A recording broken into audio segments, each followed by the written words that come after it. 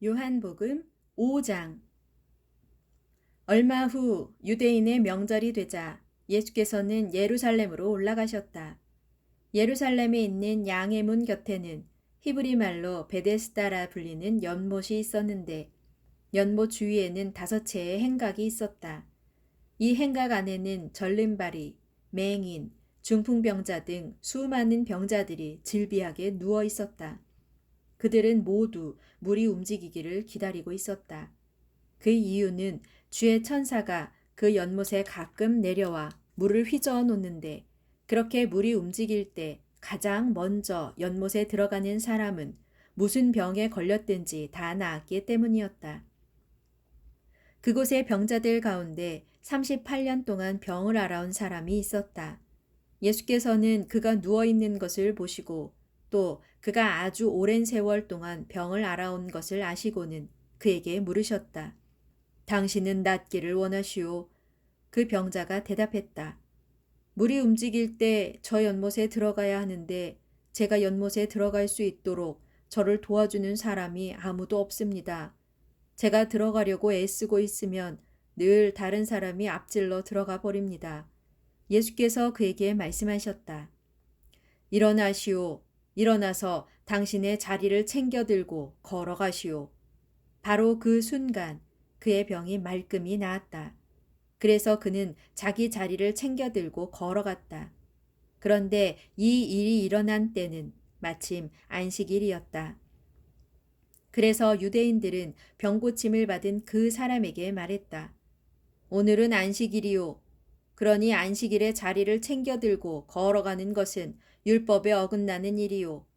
그러자 그 사람이 대꾸했다. 제 병을 고쳐주신 분이 내 자리를 챙겨 들고 걸어가라고 하셨습니다. 유대인들이 다시 따지고 나섰다. 뭐요? 그렇다면 당신에게 자리를 챙겨 들고 걸어가라고 말한 사람이 도대체 누구요? 그러나 병고침을 받은 그 사람은 자기를 고쳐준 사람이 누구인지 알 길이 없었다. 거기에는 수많은 사람들이 붐볐고 예수께서는 이미 그곳을 떠나셨기 때문이다. 얼마 후 예수께서 성전에서 그 사람을 만나시자 말씀하셨다. 보시오, 이제 당신은 말끔히 나았소. 그러니 다시는 죄를 짓지 말아서 당신에게 더 나쁜 일이 생기지 않도록 조심하시오. 그제야 그 사람은 자기 병을 고쳐주신 분이 예수인 것을 알고는 유대인들에게로 가서 사실대로 말했다. 그 일로 해서 유대인들은 예수께서 안식일을 어겼다는 이유로 예수를 핍박하기 시작했다. 그러나 예수께서 그들에게 말씀하셨다. 내 아버지께서 지금까지 쉬지 않고 일하고 계시니 나도 일하고 있소. 이 말씀 때문에 유대인들은 더욱더 예수를 죽이려고 단단히 별렀다. 예수가 안식일을 어겼을 뿐만 아니라 하나님을 자기 아버지라고 부름으로써 자신을 하나님과 동등한 위치에 두었기 때문이다. 그래서 예수께서 유대인들에게 말씀하셨다. 내가 진정으로 당신들에게 밝히 말하겠소. 아들이 자기 혼자 마음대로 하는 일은 없소. 아들은 아버지께서 하시는 일만 따라할 수 있소. 아버지께서 행하시는 일은 무엇이든 아들도 행하기 때문이요. 아버지께서는 아들을 사랑하셔서 아들에게는 자신이 하시는 일을 모두 보여주신다오. 그렇소.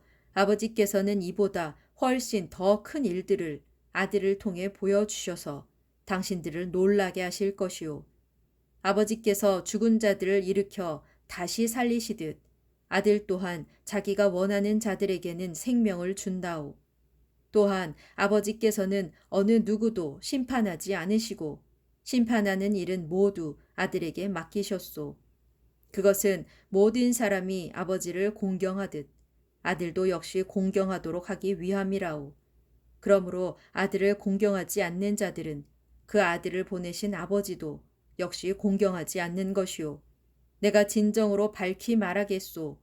누구든지 내 말을 듣고 또 나를 보내신 분을 믿는 사람은 영원한 생명을 얻으며 정죄를 받지 않을 것이오. 그런 자들은 이미 죽음에서 생명으로 옮겨졌소.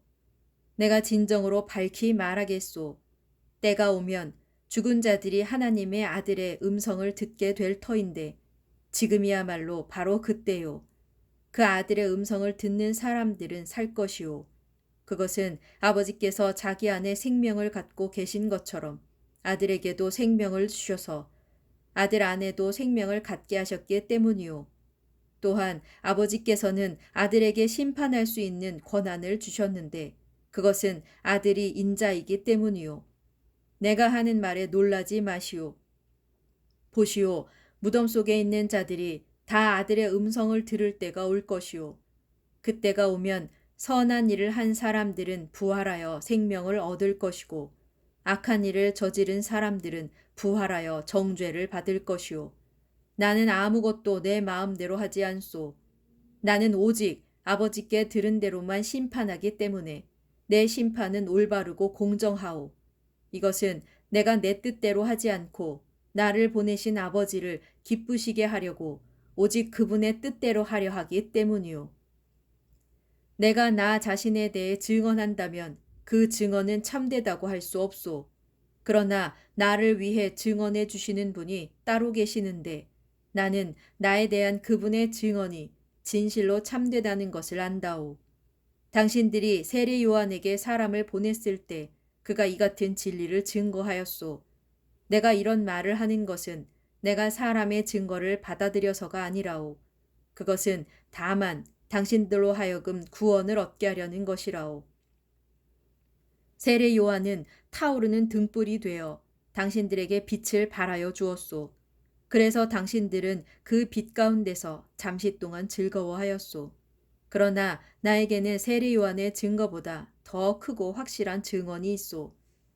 아버지께서 나에게 완성하라고 맡기신 일, 곧 내가 지금 하고 있는 바로 이 일이 아버지께서 나를 보내셨다는 것을 밝히 증언해 준다오.